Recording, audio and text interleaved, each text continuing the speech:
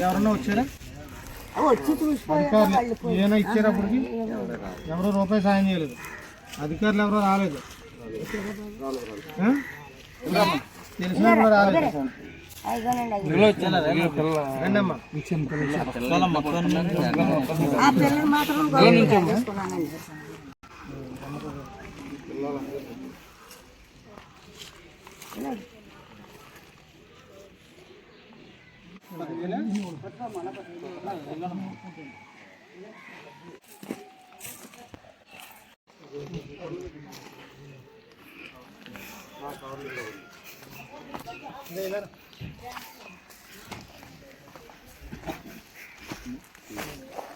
ఈరోజు వాకపల్లి గ్రామంలో బాగా నిరుపేదలైనటువంటి ఇలాంటి వ్యక్తికి చాలా దారుణంగా జరిగింది. ఈ కరెంట్ ఇబ్బంది వల్ల ఇల్లు పూర్తిగా కూడా దగ్గమైతే బుధవారం నాడు దగ్గమైంది ఈరోజు.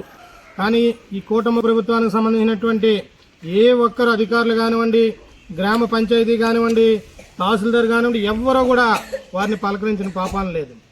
ఈ గవర్నమెంట్ వచ్చిన తర్వాత ఎవరికి నిరుపేదకి రక్షణ లేకుండా పోయింది.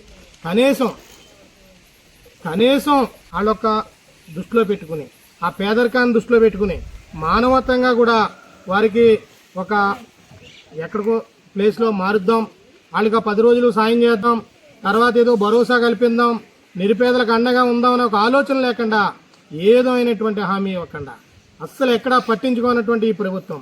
గతంలో అయితే వైఎస్ జగన్మోహన్ రెడ్డి గారు ఈ రాష్ట్రంలో 28 లక్షల మంది ఇళ్ళు ఇచ్చి ప్రతి నిరుపేదనే ఆదుకున్నటువంటి పరిస్థితి. ఇలాంటిది ఏ కార్యక్రమం జరిగినా ఆ లోకల్ నాయకులు కానివ్వండి, అక్కడ ఉన్నటువంటి పంపి స్థానికంగా ఎంతో భరోసా కల్పించే రోజులుండి. కానీ అన్ని హామీలు అమలు ఇస్తామన్న అధికారంలోకి వచ్చినటువంటి కూటమి ప్రభుత్వం చాలా దారుణంగా వ్యవహరిస్తుంది. కనీసం కట్టుకోవడానికి బట్టలు లేవు, తల్లి లేదు, పిల్లల అనాథులు, ఏదో అయినటువంటి పోషణ లేకపోయినా కూడా ఒక పాకలో బతుకుతుంటే ఆ పాక పూర్తిగా కాలిపోయినా కూడా ఎక్కడా ఈ కూటమి ప్రభుత్వానికి సిగ్గు లేకుండా కనీసం ఇలాంటివి కూడా స్పందించకపోవడం చాలా దారుణం.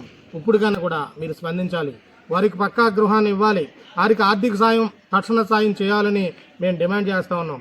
ఇవ్వని పక్షంలో భవిష్యత్తు రోజుల్లో వైఎస్ జగన్మోహన్ రెడ్డి గారు అధికారంలోకి వస్తారు, ఇలాంటి నిరుపేదలను అందరినీ ఆదుకుంటారు అని కూడా మేము ఈరోజు వచ్చి వైఎస్ఆర్ కాంగ్రెస్ పార్టీ నాయకులందరూ వచ్చి 10,000 రూపాయల ఆర్థిక సాయం చేశాం.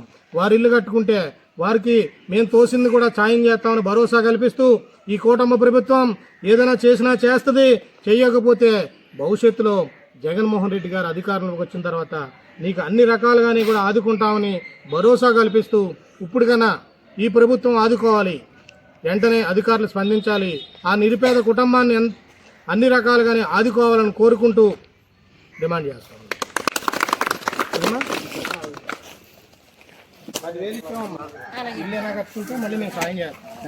చేసినా చేస్తారు, లేకపోతే మళ్ళీ మన జగన్ గారు వచ్చిన తర్వాత